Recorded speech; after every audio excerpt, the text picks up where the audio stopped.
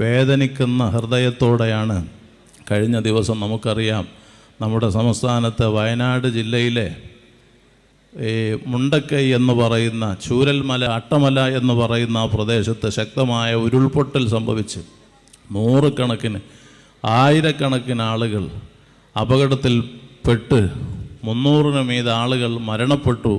ഇനിയും മയ്യത്ത് കിട്ടാനുണ്ട്. സ്വന്തം വീടും നാടും ഉറ്റവരും ഉടയവരും എല്ലാം നഷ്ടപ്പെട്ട് ഈ മലവെള്ളപ്പാച്ചിലിൽ ഒഴുകിപ്പോയി വളരെ വേദനയോടെ കഴിയുന്ന ഒരു സമയത്താണ് നാം ഉള്ളത്. അല്ലാഹുവേ, അവിടെ പരിക്ക് പറ്റിയ ആളുകൾക്കൊക്കെ നീ ആജിലായ ശിഫ നൽകണം റഹ്മാനെ. മരണപ്പെട്ടവർക്ക് നീ മഗ്ഫിറത്ത് നൽകണം അല്ലാഹ്. ഖബർ സ്വർഗമാക്കണം അല്ലാഹ്. ഉഖ്റവിയ ശുഹദാക്കളിൽ പെടുത്തണം റഹ്മാനെ. എല്ലാം നഷ്ടപ്പെട്ടവർക്ക് റബ്ബാകുന്ന നീ സ്വബ്ർ നൽകണം റഹ്മാനെ. അവർക്ക് നീ തുണയാകണം റഹ്മാനെ.